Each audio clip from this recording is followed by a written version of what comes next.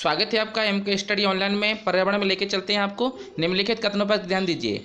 नए वन्यजीव अभ्यारण्यों की घोषणा केवल राज्य सरकार कर सकती है।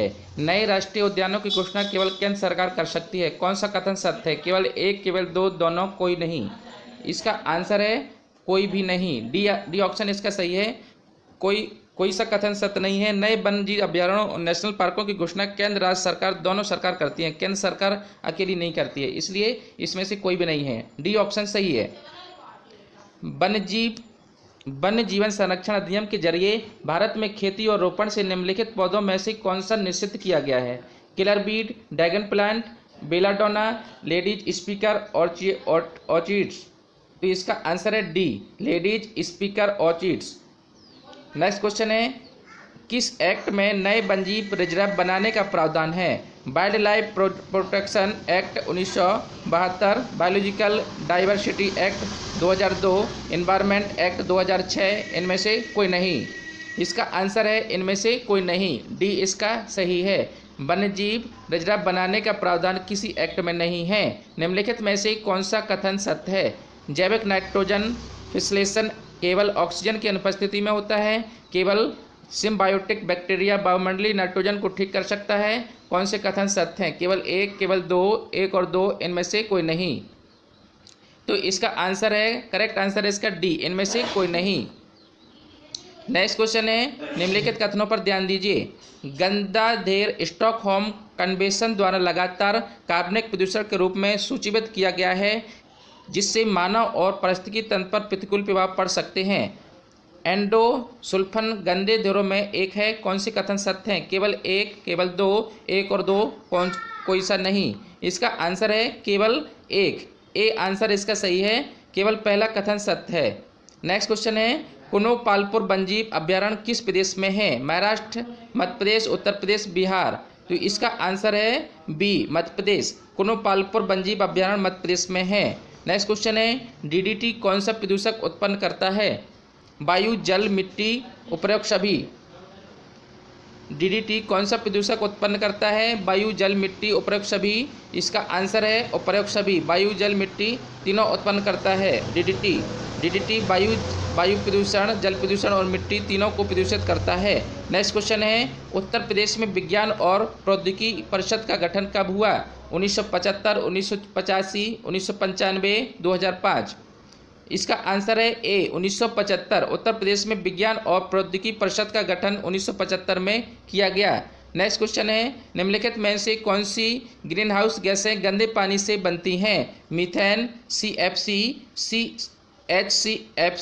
HCFC, जलवाष्प। इसका आंसर है, करेक्ट आंसर ए है, मेथेन। मेथेन एक ग्रीन हाउस गैस है जो गंदे पानी से बनती है।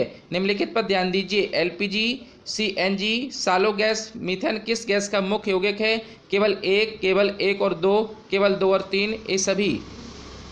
तो इसका आंसर है केवल डी, ए सभी। Methane liquefied petroleum gas, methane liquefied petroleum gas, LPG, compressed natural gas, CNG और साले गैसें तीनों का प्रमुख यौगिक है।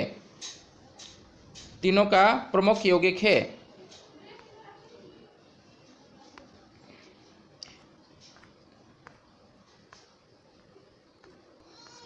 इसका नेक्स्ट क्वेश्चन है,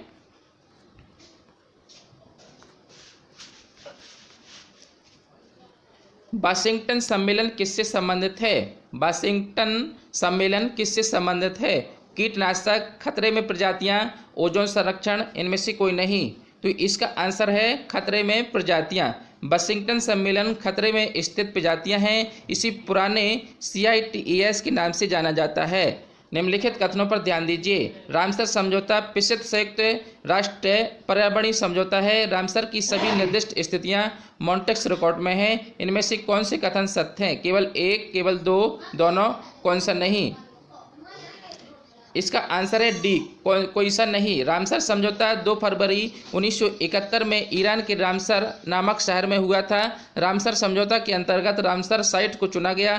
कुल 59 रामसर साइट्स मॉन्टेक्स रिकॉर्ड में हैं। भारत में निम्नलिखित में से किस पर स्वच्छ ऊर्जा उपकर लगाया जाता है? भारत में निम्नलिखित में से किस पर स्वच्छ ऊर्जा उपकर लगाया जाता है? गैसोलीन, गृह निर्मित कोयला, आयातित कोयला, 2 और 3 दोनों। इसका आंसर है डी, 2 और 3 दोनों। स्वच्छ ऊर्जा उपक्रय गृह निर्मित कोयला और कोयला की आयात पर लगाया जाता है। नेक्स्ट क्वेश्चन है, भारत में कितने जैव भौगोलिक प्रक्षेत्र हैं? 8, 10, 12, 14।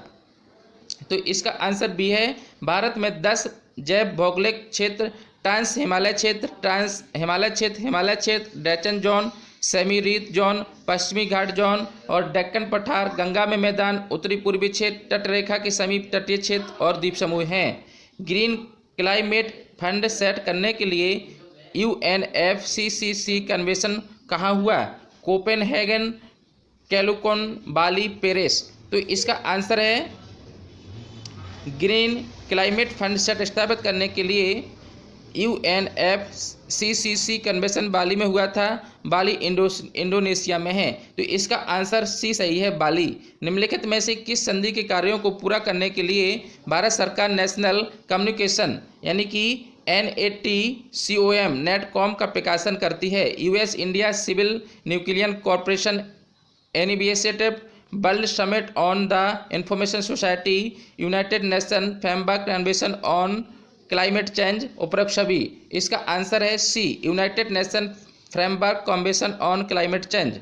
नेक्स्ट क्वेश्चन है, सफ़ेद एशियाई बाघ किस प्रदेश में पाए जाते हैं? पश्चिम बंगाल, तमिलनाडु, केरल, उत्तर प्रदेश। इसका आंसर है पश्चिम बंगाल, ए। सफ़ेद एशियाई बाघ भारत में केवल पश्चिम बंगाल में पाए जाते हैं। ग्लोबल वार्मिंग की संभाव्यता मापने के लिए किस गैस का प्रयोग किया जाता है? Carbon dioxide, methane, ozone, sulphur dioxide.